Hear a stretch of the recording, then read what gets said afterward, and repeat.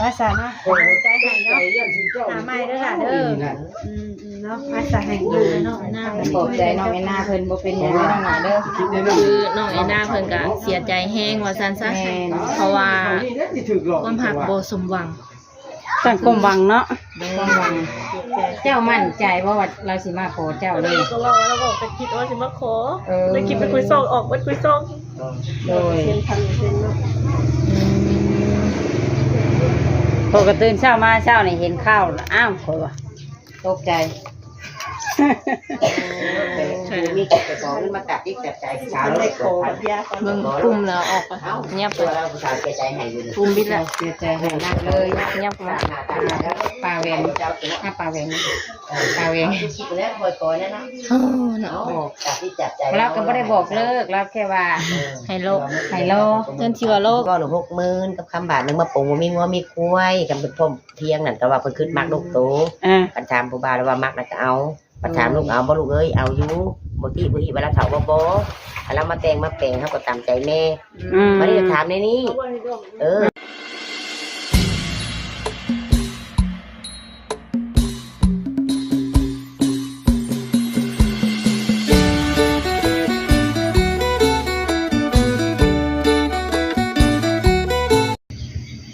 กราบสบายดีและสวัสดีเด้อพ่อแม่พี่น้อง FC เบิดสุขุสุคน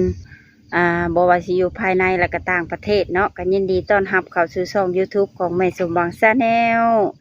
โดยมื้อนี้ก็หลังจากที่แม่สมหวังเลี้ยงงัวแล้วเนาะ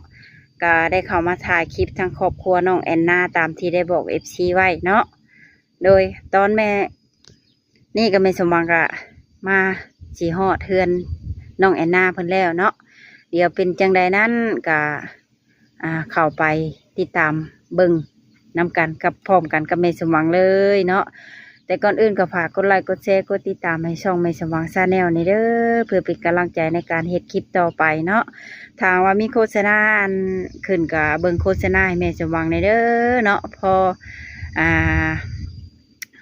มีกำลังใจในการเฮ็ดคลิปต่อไปเนาะโอเคบ่ว่าลายยายห่างเขาเข้าไปเบิ่งไปชมทางครอบครัวเพิ่นพร้อมกันเลยเนาะทุกคนแม่ข้าวแล้วพ่อผู้ชายด้วยหาไม้ก็ได้เนาะโดยเป็นอะไรเห็นนะสู้ๆเลยนะภาษาเนาะใจให้เนาะหาไม้เด้อล่ะเด้อเนาะภาษาให้อยู่เนาะหน้าเพิ่นปลอบใจน้องแอนนาเพิ่นบ่เป็นหยังน้องหลาเด้อคือน้องแอนนาเพิ่นก็เสียใจแห้งว่าซั่นซะ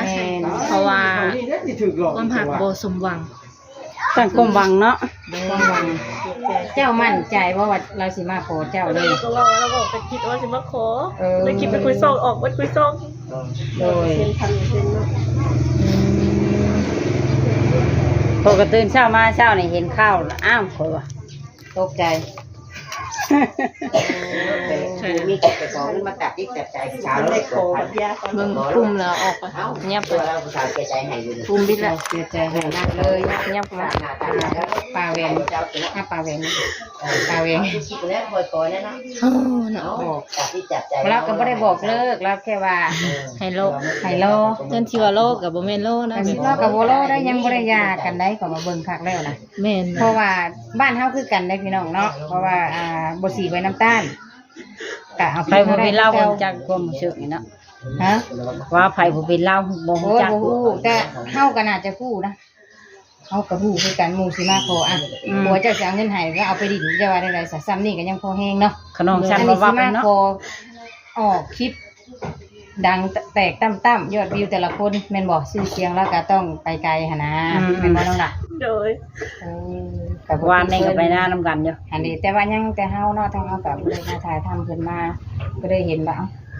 น้องเพิ่นคือสิสมหวังหั่นนะยังบ่ได้รู้ดอกอันข่าวที่ว่าลูกเพิ่นตามหานะบัดมาเพราะว่าลูกตามหาเพิ่นก็เลยว่าเมื่อก่อนเพิ่นเมื่อจากนี่เนาะอันนี้ยังบ่ได้ฮอดแล้วพอดีเพิ่นออกจากเพื่อนกับน้องแอนนาก็หายเลยตอนที่ถามว่าน้องแอนนารู้สึกจังไดเพิ่นก็ยังยิ้มยังหัวอยู่นะ พอแต่อายเพิ่นออกไปก็แม่นพอแต่อายเพิ่นออกไปแล้วก็ ตอนนั้น ประ จะ มาณ ทำ นี้ ใจ แหละ ได้เลยบ่ โดย บัดนี้คือคิดเสียใจบ่ แม่ทำใจแบบเป็นตอนนั้นทำใจได้ ตอนแรก ไม่ได้เล เอ้ย ย คิดว่าเจ้าดันให้คิดฮอดแล้วเป็นสิว่าสิเอาเงินเอาทองให้แล้วเฮ็ดบัตรไปยาม เจ้า ได้ บ่ได้คิดฮอดเพิ่นบ่ ก็เรื่องนั้นก็อย่างว่าออกไปก็คิดทอดเพื่อนแบบว่าบอกแบบมันสิมาขอไม่ยังแบบว่าให้เสียใจแบบนั้นนะ โอ้โดยกับผิดหวังอีกแล้วคู่นี้เนาะบ่สมหวัง โดย แต่บ่เป็นหยังน้องหลานเฮายังหนุ่มยังน้อยเนาะ คือว่าแล้วมันยังใหม่เนาะ พิ่ก็คิดพลาดเราก็คิดว่าเมียเรานี่ป้าอีคิดว่าทางนั้นก็สิบ่เอาเรื่องแล้ว โดย คิดว่าสิบ่โทรนำนะเพราะว่าบ่ได้อยู่นํกันนี่3ปีแล้วเราอะเนาะนี่นะก็แม่นทาบ้านเฮาก็3ปีแม่นจบแม่นบ่ เรียบร้อยแล้ว เรียบ เนาะ ร้อยบ้านเฮานะ3ปีถึงจะ4บ่4ก็สร้างจบบ้านเฮานะกฎหมายเนาะเพิ่นก็คิดว่าแน่นอนบ่เอาทำใจนั่นล่ะโดยย่างไปใส่เดี๋ยวทางเอาแม่มานั่งสิอบรมกันก่อนเฮา พอแล้วบ่แม่ว่าบ่ออกแล้วเฮาก็ได้แต่ปลอบใจแล้วหั่นแหละเฮ็ดได้แล้ว ใจแล้วบอกแล้วคำจับตาก็ได้อันนั้นนี่ก็ได้ให้บัตรไปหาอดทนลูก บัดนี้เรื่องช่วงที่ว่าคิดฮอดเราก็ยังบ่บอกเด้เรา เอา สิ มันอุ่นเลยเดี๋ยวนี้นะมัน เราเสียใจตัวที่ว่าเพิ่นสิมาขอความหวังน้องนี่ เสียห้าไปเสียใจ ความหวัง ค เต็ วาม ม ห ร้ วั อง ย เต็มร้อยแม่นบ่นะ ว่าบอกเลย โอ้ ก็เต็มร้อยก็ทางผู้บ่าวก็ยืน ร้อย ยัน คือ ว่า กันเรา ร้อยคือกัน เรา เรา ร้อยคือกันเลยนะเราบ่แม่นร้อยเนาะเช้าน่ะ กายอีก 1,000%เราบ่ให้สิบ่มั่นใจเนาะปกติเรามันเหลือ ส 0 องกำสองคาย โอ้เกิดเรื่องจนได้เนาะ ก็ได้พุดแต่สงสารเราอยู่ได้หนาเราก็จนชีดเราก็ได้ อันทางผู้บ่าวนะ แม่นเฮ็ดแนวใดเราอ่ะบ่ได้ตัวได้ต้มเด้อแม่เราอ่ะเนาะ คนมาขอโทษเช้านี้บ่ มาพาจะหากระกลับไป อืม โอ้ยเนาะเรื่องที่บอกมานี่ก็กำลังเชียร์แต่ว่าป่าคนนี้หันเราไปหาไผเนาะที่ว่าชนเผ่าอหย่างว่าแล้วก็สิมักขอเขาเจ้าเด้ อืม เว้าไปเลยแต่คนเฮานี่เห็นกันได้บ่นางเจ้าติดต่อกับเราโดนแล้วบ่ซะ เจอกันได้2-3 มื้อนี่ โอ้ยเสียน้ำหูน้ำตาน้ำลาวบาดขนาด2-3 มื้อนั่น แต่ตอนบอกว่านะเนี่ย อ้าว2-3มื้อก็มัน หมู่ ขึ้น สิมา ญาติเลยเด้สมมุติว่าความหวังก็ ทุกคันยอดวิวกับพ่อเป็น ยอดวิว ใจ ก็ทะลุเลยแบบนี้นะ ทะลุเป้าหมายเลย แบบมั่นใจเต็มร้อยเลย เขาก็บ่เคยให้น้ำเราอันว่ามีผู้สาวมาเขาก็บ่เคยให้น้ำเราจักเทื่ โอ้ อ ปลาตองเราบ่ได้แม่นวันนั้นได้นางเราบ่ได้มักไผได้คือเราไปช่วยเรือได้ ใช่แล้วแต่เขาก็บ่เคยแต่ว่าเทื่อเป็นน้องเขาก็บ่ได้ว่ากับเราเขาบ่เคยให้อันนี้ดอกเคย ถ้าให้จะได้เราก็บ่ได้บอกว่ามักเนาะเราบ่ได้ว่าสิขอเจ้าแต่งงานเราเคยเว้าบ่ล่ะ แล้วนับถือว่าเป็นน้องแล้วก็ แม่นมันคนละแบบน้องล่ะ มันลูกเอ้ย แม่นอันนี้ความหวังเจ้าบัดมักว่าเป็นสิเป็นลูกเป็นผัวแหละ อืม คือปลาตองแล้วแบบมาปิ่นมาเที่ยว แบบทั่วๆไปเนาะ ขนมแม่นบ่ล่ะ อืม ถ้าถือเจ้าเป็นน้องเจ้าอยากกินหมูกระทะเราก็ยังพาเจ้าไปได้สัตว์ ไป อันนี้เจ้าได้กินยังแน่น้ำลาวสัตว์ ก็ได้กินแค่ปลา นี่มาที่แหละสาม นั่นแหละ โอ้ กับพวกคุณ ห่า ชอบโลกไป วันนี้บ่ได้กินหยังกระซ้างบ่ได้ว่าหยังพี่น้องเลยเนาะแต่ว่าความหมาย อ่า คือว่าความหักหั้นนะ แม่ ถึงได้กิน หรือว่าบ่ได้กิน บ่ได้กิน ก็ เกี่ยว ภูมิใจอยู่นะ ภู เนาะ มิใจ คือปลาตองกะเราแบบหักคือพี่คือน้องบ่ได้เป็นแบบนี้ พ่อเป็นแม่ อันนี้เราก็สิเอาเจ้าเป็นเมียได้ซะแต่ก็หักกับแพงก็มีความ มันก็ควา คิ ม ดอยู่เนาะ ความคิดต่างกันเนาะ ต่างกัน ทำใจทำใจ เด้อ ยาเราทำใจไม่เราเป็นชาติหาคุณมีผัวเมียเป็นแล้วเป็นไม่มาติดต่อ บ่ก็บ่ว่าแต่เราได้สาม ร่ม ตา ร่มกันนะบอกแม่ คือสมมุติคือเฮาเจ้าข่อยนี่คือมื้ออื่นนี่ผู้บ่าวสิมาขอมันก็ ตื่นเต้นข่อย ทั้งตื่นเต้นแล้วก็ทั้งความหวัง แม่ แบบคือผู้ใดฮอดสวรรค์ชั้นฟ้า ข่อยย่านเหี่ยวลาดอยู่ได้ข่อยว่าสิมาขอ บ่ตื่นเช้ามาบ่ตกบาดนี้ก็เบิดเลยได้หัวใจนะ ในช่องเฮาบ่ได้มา เจ้าบ่ได้มาบ่ โอ้ตกข่าวด้วยบ่แม่นตกข่าวไปน้ำปลาตองไปแจกขนมน้อยๆเซโปน อืม เนาะน้องบอกอยู่ว่าไปหน้าเฮาเด้ออัน FC สิไปดำนา หาเรายังบ่ได้ขอแม่นบ่ตอนแต่เว้าแล้วนะ ยังทันได้เว้า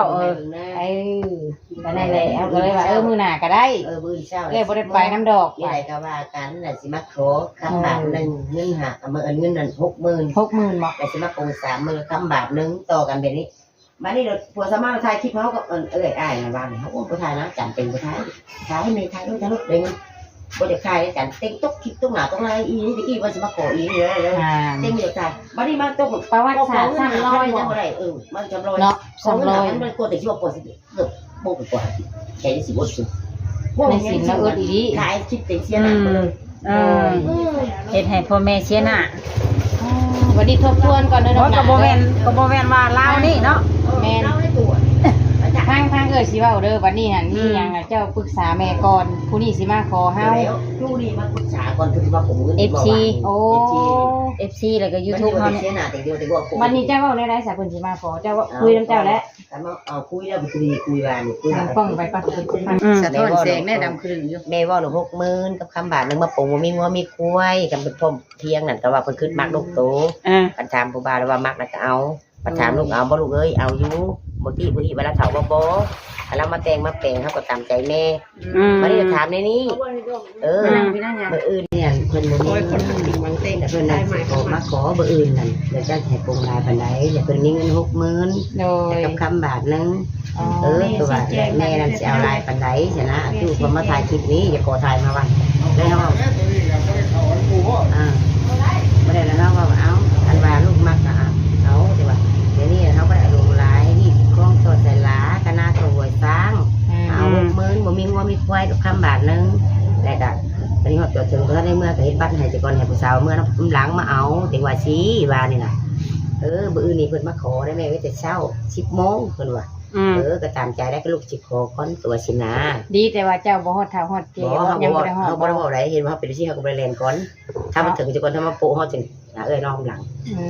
เขาก็ฉลาดอยู่ เพราะว่าเฮาบ่พูดถึงมาคันคนไทยสิมาขอหรือคนใส่ก็เพิ่นต้องมีพี่มีน้องมาที่แต่เก่า ทั้งนั้ เนาะ นบ้านนี้แหละบ้านนี้ทั้งไอ้ที่นะแม่เอาไปขออยู่โรงแรมเนาะเขาบอกไปอยู่นี้อยู่เรื่องนี้มีใครก็อยู่เรื่องนี้เขาบอกพี่มีน้องกับเอฟซีได้เป็นพี่เป็นน้องชนะมีใครเขาบอกในนี้ว่า แม่นของเราเนาะ คุยกันในนี้กับ ก็เบิ่นราคาน้ำชำน้ำ YouTube มาแล้วเพราะว่า บ้านนี้จังหวะเขาจังหวะกินเขาขอหาพันมันออกลูกทุกขายหนาเขาเห็นว่าเขาเป็นขายหนาเขาได้ลูกเว้ยว่ะตัวที่เขาไปได้เอาตัวอื่นมาขอ60,000น้องก็ทำบัตรเนาะ เพราะว่าคือน้องเพิ่นนี่ก็มักก็คือมักแบบจริงใจจริงจังเนาะ ก็ว่าสิน้องก็มักบ่มักมาขอเขาก็เอาว่าสิบ่ป้าบ่ห้าบ่ตัวบ่ว่ะว่าสิดาวันเขาคิดไปได้ค่ะเนาะ แม่นฮอดแล้วฮอดสิได้ดอก ว่าสิได้สิยาเฮา แล้วเพิ่นก็บ่ได้ตาบจิตตาบใจทางแม่บ่ ที่นี่เงิน500กับ แม่นั่นเว้า5,000วันนี้500กับเซนเท่าไหร่ล่ะเซน20ไป เซน8,000 แม่ ก็ประมาณ700 บาทเนาะ แต่กับ1,000นึงก็ยังบ่ได้บ่อยู่ คันนึงก็ยังได้แล้วว่าคันแม่บ่เอาแหละเราสิเอาเงินคืนเราน่ะบ่มีเพราะว่าค่าน้ำมันก็ บ่มีบ่ว่า เวลามาเว้าคำนี้บัดแม่ก็บ่จักความสิว่าเนาะก็คือเฮาบ่มีได้แม่นบ่ บ่อันมึงว่าจะว่านี่นะบ้านนี้ไปพูดที่ว่ามีเงินนำเราได้30,000กับคำบาทนึงสิมาให้ฉันน้องแม่มบ่จำไว้ว่ะ แต่ว่าเห็นในคลิปก็เห็นเงินอยู่เด้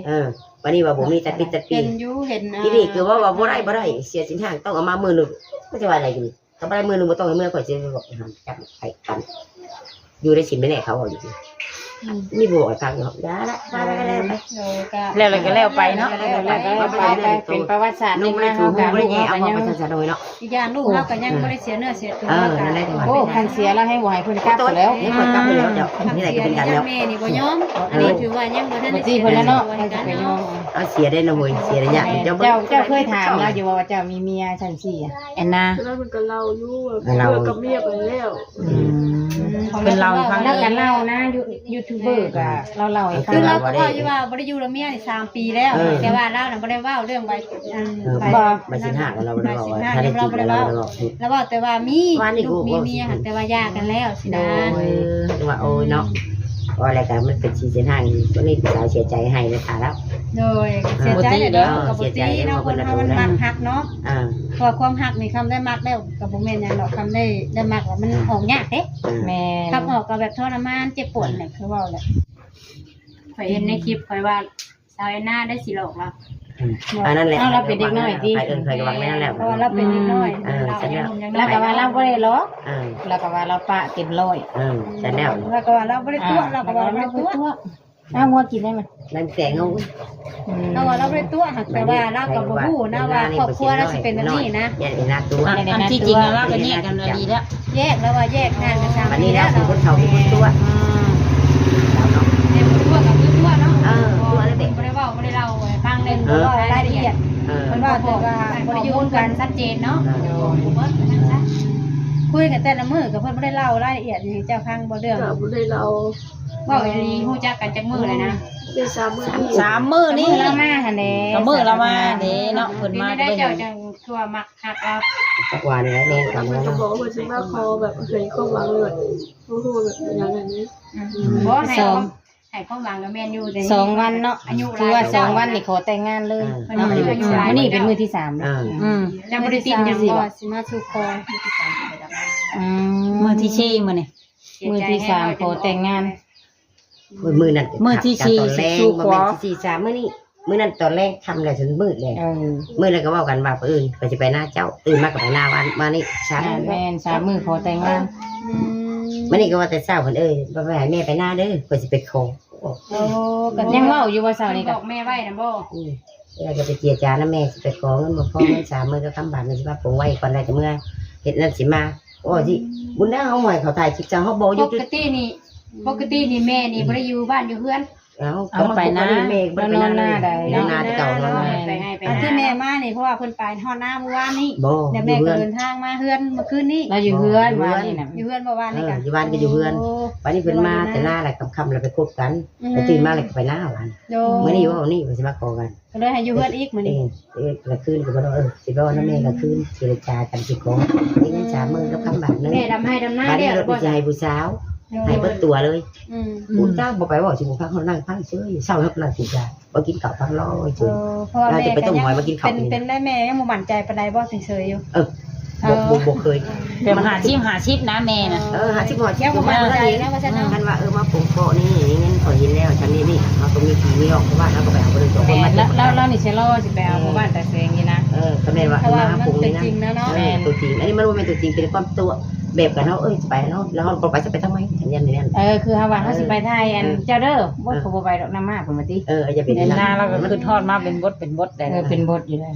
บ่แม่นจักแล้วจักละคิดฮอดบ่ได้คิดหยังเอาไหม เจ้ากินฮอดเพิ่นบ่หรือว่าเจ้าเสียใจ เสียใจเสียหวังนะว่าสิขอบ่ได้ บ่ออกที่พวกเอ้ยเว้านี่ถูกบ่ แล้วว่าสิ ถูกทุกคำบ่ที่ผู้เอ้ยว่ามันเกี่ยวกับอันนี้นะถูกทุกคำเนาะที่ว่าเว้ามานี่เนาะ เสียหวังแต่ที่เรา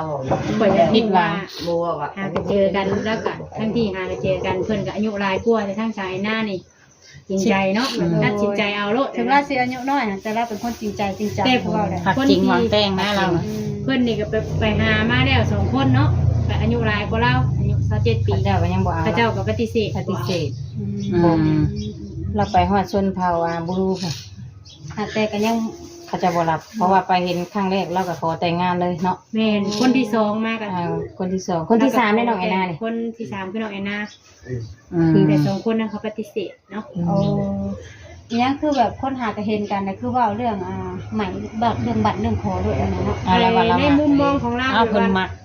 อายุเราก็หลายแล้วบ่อยากเสียเวลามาศึกษาดูใจคุยกันเบื้องต้นน่ะนะ คุยกันแค่2คำแล้วเนาะ คุยกันเลยว่าเห็นหน้าเห็นตา แม่ กัน เดียวเลย ถามคันว่ามักฮักอ่ะเอาเลยนะถ้าว่าตัดสินใจแล้วก็ไปหาผู้ใหม่ บ่อยากยืดเยื้อเนาะ แม่บ่อยาก เสียเวลา เสียเวลา เสียเวลา ก็แรกก็บ่อยากเบิ่งใจกันนะแบบคือมัก ตา เอ ไม่เอา อ แบบมักคือมักบ่ต้องถ้าเบิ่งจอกเบิ่งใจบ่ต้องลีลาหยัง แม่อันนี้ในมุมมองของเพิ่นเนาะไอ้ความคิดของเพิ่นน่ะนะก็คือสาว ไป โสด ใส่น้องเพิ่นให้นักจับยันเพิ่นให้โตนะข่อยสิเมื่อก่อนเด้อ เพราะว่าอย่างการน้ำตาว่า เอ้า อยู่ก็ มันยันน้องให้นักกว่านี้ละมื้ออื่นยังสิตาตู่เพิ่นเด้อมีแต่สู้ๆเนาะบัดนี้เบิ่งคักแน่พิจารณาถามพ่อถามแม่ปรึกษาก่อนเด้อ สิแต่ แม่ ง มา กับ สิ ไผ คิด ก็ ผู้เดียวได้เนาะ แม่นบ่แม่นสิว่าตัดสินใจแม่เอ้ยเราสิมาขอเฮาแล้วนี่แม่ยังบ่ฮู้นำ เพราะ จัก แม่ เพิ่น เคย มา เนาะ แต่ใส่ ยังบ่ทันได้ฮู้ แม่นยูทูบเบอร์ก็บ่ได้เห็นบ้านเห็นช่องเพิ่นได้นางคือพวกเอ้ยถ่ายบ่เคยเห็นบ้านเพิ่นใด แม่นบ่เขาก็บอกบ่ได้ได้ว่าเพิ่นเป็นคน บ้าน แนว มา ใด เมืองเฮาเฮาจังเห็นเนาะเฮาจังพอ แม่นบ่แม่นเฮาสิไปรับเพิ่นฮอดเฮือนฮอดซ่านได้เพิ่นมาหา เพิ่น เฮา หา ได้ เฮาเนาะ แม่น เฮาก็ยังตอบให้บ่ ถ้า ได้ โอ้เอ้ยตาคนนั้นดีบ่คือ FC ตั้งแต่ทางโตแอนนาดีบ่เอ้ยก็ยังตอบบ่ถูกแม่นบ่เฮาคนละเฮือนบ้านเดียวกันยังบ่ฮู้เนาะ บ่ฮู้เนาะนิสัยใจคอขนาดพี่น้องกันแท้ อย่าสิว่าแต่อยู่ต่างประเทศเด้ ผูกโคลงโคตายแม่บ่วังให้ได้ บ่ให้คิดเด้อแบบ บ่ นี้ ให้ เด้ คิ อ ดฉันได้เฮ้ย บ่ให้คิดฉัน เอ เด้อ อผู้ชายก็ยังหลายอยู่นางเอ้ย นี่แต่เฮาคิดใส่ครอบครัวก่อนเนาะ แม่น ถ้าเฮาเป็นอีหยังไปสักคนหนึงครอบครัวเฮาสิคิดกับเจ้าแบบใดเห็นไหม พ่อแม่เฮาสิอยู่แบบใดเนาะเพื่อเพิ่นสิเลี้ยงมาพาใหญ่ได้ บ่ให้คิดเด้อคิดสั่นๆเด้อ ที่โตของไม้มาปากหัวปาก แม่น โตใหม่ก็มี โทรหาป้าตองบ่ว้าช่วยด้วยว่าสิอ้าวให้เราพาไปกินหมูกระสอบกระทะกัน ลืม ชื่น บ่ ใจลืมแม่น้องสาวสุดาเนาะ ไปเที่ยวทำนกแอนมาวัน แล้วบอกแล้วเฮ้ยโปนเมื่อวาน มีแต่ตั้งอกตั้งใจ ไม่ เด้อ เนาะไป เด้ เที่ยว อ เนาะไป จะคิดสั่งเลยล่ะเด้อ เจ๊ของให้ได้ ว่าเจ้าสิคิดหยังให้เจ้าคิดถึงครอบครัวหรือว่าเอ้ยน้องพ่อแม่ถ้าเจ้าเป็น มั มัน น ขาย ไป ใหม่ก็ ก็ มีผู้ปากที่โตใหม่เลย คือถือว่าเจ้าคิดสั่งเจ้าเป็นหันเป็นนี่กับพ่อแม่เจ้าเอ้ยน้องเจ้าก็ได้สิเป็นทุกข์เด้อ พ่อละหายนักแค่นี้ แล้วก็ต้องคิดจังหวะ โดยสบายดีล่ะเอ้ย ขายใหม่มีผู้ปากที่ตัว ปล่อยเลยเนาะประสบการณ์แบบนี้นะพี่น้อง บ่มีประสบการณ์กับพ่อสิเขาเข้าใจความรู้สึกอยู่คือกันว่าตั้งใจอีหยังแล้วแบบ มัน ผิดหวังนะเฮาก็แบบ เนาะเอง เสียใจ เข้า เข้าใจแล้วเฮาเนี่ยนั่นแหละ แต่ก็ให้คือว่าแหละค่ะมีคนคุยคนลมใหม่ก็ให้คิดพิจารณาดีๆบัดนี้เนาะ ศึกษาเบิ่งดีๆเนาะเบิ่งก่อนว่าที่มาที่ไปเป็นจังได๋ เพราะว่าเฮาน่ะฮู้กันนี่สมมุติว่าฮู้กันนี่ฮู้ผ่านทางโทรศัพท์เฮาอาจสิบ่ได้ฮู้ความลึกความในให้ผู้เพิ่นเนาะ แม่ เพราะว่าคนละคนก็คุยโทรศัพท์นี่มันอาจสิตัวเห็นบ่คุยโทรศัพท์เฮาว่าแบบใดก็ได้เนาะมันบ่คือที่แบบว่าเฮาสื่อสารแบบเบิ่งใจกันเลยเห็นกันมากล้นเด้ ทุกปากทุกคำแต่ซื้อจักทุกปาก อย่างกี่ไร่จัก 2-3 เดือนเนาะ แม่นงั้นยังคิดได้ก่อนสิเป็นลูกเป็นครัวหรือว่าคบหาดูใจแบบบ่ายคอนี่ยังคิดได้สัก3-4 เดือน เพื่อแน่นอน แม่นนะ อันนี้เห็นการ3 มื้อเนาะพี่น้องเอ้ยบ่เว้ามักฮักเลยอยากไหวอยากคอไปหาพ่อแม่น้องไอ้หน้าเฮาให้ฮอดหน้าเว้าเรื่องฉลองสินสอดมันก็บ่ติพุ่นติพี่พี่น้องเอ้ยเฮาก็เป็นสื่อกลางก็บ่ได้พร้อมพุ่นเพียงที่เนาะ แม่น ยังให้คิดเบิ่งทั้งสองข้ามสองคายก่อนสิเว้าเรื่องตกลงไหวคอเรื่องฉลองสินสอดเนาะ โดย เพราะว่าถ้าบอกมาแล้วมันผิดพลาดวันผิดหวังอหย่างมันก็สิเสียหายแล้วก็เสียความรู้สึกนั่นแหละเนาะเงินบอก แม่น เลยว่าถือไว้ล่ะถ้าว่าวันนี้ก็ให้เจ้าคิดคนคักเด้อเด้อนี่ยังก็ให้ปรึกษาเบิ่งพ่อแม่เอ้ยน้องญาติพี่น้องรอบๆข้างเจ้าไหนว่าเฮ็ดแบบใดเอาแบบใด เพิ่นนั่น มาบอกฮักน้องแอนนานี่น้องแอนนาก็แบบถูกใจเพิ่นแล้วบอกตกลงว่า ก็บอกมาก็ถูกใจกับถูกใจเพิ่นอยู่แบบแล้วว่ามีแบบมันบ่รู้สึกว่ายังออกไป ทั้งที่เพิ่นนี่ก็อายุหลายกว่าเจ้า เนาะ เจ้าก็บ่ติด แล้วเจ้าเคยบอกมาคนนี้ว่าไง ก็ต้องมันถามตอนเข้าไปมันก็รับมาได้บ่รับได้ตอบรับได้อยู่ โอ้ก็ถือว่าเจ้านี่บริติเรื่องอายุเท่าแก่ยังก็บริติ ก็บ่ได้ตีเพิ่น โอ้ หายากอยู่เนาะ ก็ถือว่าหายาก คือแบบว่าโอเคทั้งสองกำสองฝ่ายเลย แม่นที่ปัญหาที่เพิ่นเสียใจในมื้อนี้ก็คือทางฝ่ายชายเพิ่นยังข้างค่าแหละเนาะ ทางคาใจกับเรื่องทางครอบครัวที่อยู่ฝั่งไทยหั่นน่ะ เพิ่นยังเคลียร์บ่แล้วเนาะ เพิ่นยังเคลียร์เรื่องเมียเก่าเพิ่นบ่แล้ว ตามที่เพิ่นชี้แจงเนาะแต่ว่าความจริงจังใดเฮาก็ยังบ่ฮู้ ยังบ่ ว่า ฮู้ เพิ่นเลิกแท้หรือว่าจังใด หากแต่เพิ่นก็เคยเว้ามาอยู่ว่าบ่ได้ยุ่งกันหากแต่ก็นั่นเฮาก็บ่ฮู้นำ แม่ ครอบครัวเพิ่น แหละ ตามเพิ่นเว้าอันนี้จ้ะ หากเสียใจตอนนี้ใครบ่เสียใจแบบว่าอยู่น้ำกันจนท้องจนใส่เลยเขาว่า โดย เนาะ ใครอยู่ เนาะ เนาะ ฮอดพูดเลยแฮงเสียใจแฮง ยัง เลย บ่ได้ จังโหความหลังมา อันนี้ก็ถือว่าน้องเพิ่นก็ยังบ่ได้ โชคดี ยังโชคดีอยู่ได้ โชคดีอีหล่าบ่ต้องคิดอย่างหล่าถือว่าเฮายังบ่ได้เสียเนื้อเสียตัวเพิ่นเด้อก็ถือว่าโชคดีมีแต่สู้ๆเป็นกำลังใจให้เฮายังแสบยังสาวยังน้อยยังหนุ่มหาใหม่ก็ได้เรื่องความรัก มีได้ให้ศึกษาเบิ่งดีๆเนาะ แม่มีแต่ว่าให้ศึกษาเบิ่ง นั ให้ ก เป็น ไป บทเรียน ว่า ให้ เลื เลื อ อก ก ไป เด้อ มาเป็นคู่ชีวิตกับเบิ่งคัก เลือกเป็นบทเรียนเลยถามพ่อถามแม่ถามไอ้น้องนั่นแหละล่ะเอ้ยคือทางเฮาเป็น YouTube ก็แม่นอยู่ได้แต่พาเพิ่นมาแล้วก็พาเพิ่นไป ๆเนาะ เนาะ สื่อกลางให้คนสองคนรู้จักกันเนาะแต่บ่ฮู้ดอกว่าเพิ่นนิสัยใจ เป็น คอ สื่อ เป็น ก จั ลาง งได๋ ให้ซึ่งเจ้าหั่นแหละคือสมมุติว่าสมมุติ พามาเนาะเจ้าก็รู้จักกันแม่นบ่ แม่นแล้วก็นอกจากนั้นก็เป็นเรื่องของสองคนคุยกันเนาะ เป็นเรื่องของสองคนคุยกันคือเพิ่นเว้าให้แหละคุยกันทางโทรศัพท์เพิ่นก็เว้าอยู่เรื่องมักเรื่องฮักจ้ะมีแต่น้องเพิ่นกับอ้ายเพิ่นสิฮู้กัน แม่น เฮาน่ะบ่ฮู้หรอกเนาะพี่น้องเอ้ยหากแต่เพิ่นล่าสุดนี่ก็เพิ่นบอกโทรบอกมาว่าบ่ให้ข้าวไปเว้าฮอดข่าวฮอดเกเว้าเราให้อ้ายเพิ่นมาฮอดก่อนติ บอกไปก็ล่มกันแต่ยังบ่ทันฮู้เพิ่นว่าสิให้ค่าสินสอดเจ้าเท่าใดก็ ตอนเว่าแบบแค่แบบซัมเมย์เว่าแล้วก็เพิ่นก็สิว่าสิโตลงมาขอแล้วก็เลยแบบว่าเปลี่ยนไปได้เลย เรื่องค่าสินสอดนี่เจ้าเสนอบ่หรือว่าเพิ่นเสนอหรือว่า ทางเมย์เว้า ว่าออกมาแล้วแบบเพิ่นว่าสิมาขอแบบว่าตอนเมื่อวานคืนนี้มันมาขอตอนแรง อ๋อ ถ้าว่าหอยทำใจไว้ในก่อนบ่แล้วเพิ่นก็แล้ววันนี้ว่าตื่นเช้าว่าสิมาขอตอนเช้าเพิ่นว่า โอ้ครั้งแรกเพิ่นว่าสิมาตอนแรง แรงของเมื่อวานนี้เลย ตอบอ้ายเพิ่นว่าให้น้องทำใจก่อน ก็บอกกับ FC เพิ่นผู้ถ่ายคลิปนี่แหละเพิ่นก็ย่างก่อน โดยจะถือว่าให้ทำให้น้องให้หน้าทำใจก่อน เด้อ อ๋อดาวนี้เพิ่นก็ว่าบ่เป็นหยังให้คิดหรือว่าให้เวลา เพิ่นก็ว่าบ่เพิ่นมาขอตอนแรกนี่เลยแล้วเพิ่นก็ว่าอันเราก็บ่ปาเลยเขาก็ย่างไป อ๋อดาวนี้มาเปลี่ยนเป็นมื้อนี้ เนาะ ก็เลยแบบมามื้อนี้แล้วก็ทำให้คิดหวังความหักทางทลายโอ้รักษาน้องแพทย์พี่น้องเลย ก็โอเคเนาะทุกคนหลังจากที่ได้โอได้ลมกันแล้วก็ได้ฮู้เรื่องราวข่าวว่าเป็นจังใดมาจังใดแล้วเนาะก็คอมเมนต์กันเข้ามาในเด้อทุกคนเด้อว่าสิเฮ็ดจังใดเป็นจังใดเนาะสำหรับคลิปนี้ก็ไม่สมหวังสิได้ขอจบคลิปลงเพียงเท่านี้เด้อทุกคนเด้อถ้าหากว่าคำเว้าใดภาพใดบ่สุภาพเนาะไม่สมหวังก็ต้องกราบขอโทษขออภัยนำหลายๆไปพบกันใหม่ในคลิปหน้าเนาะขอบใจ FC ทุกท่านที่เข้ามาเบิ่งแต่ต้นจนจบ ขอจงเฮงเฮงรวยๆร่ำๆรวยๆทุกคนเด้อเนาะมาวันนี้ก็จะได้กล่าวคำว่าสบายดีบ๊ายบาย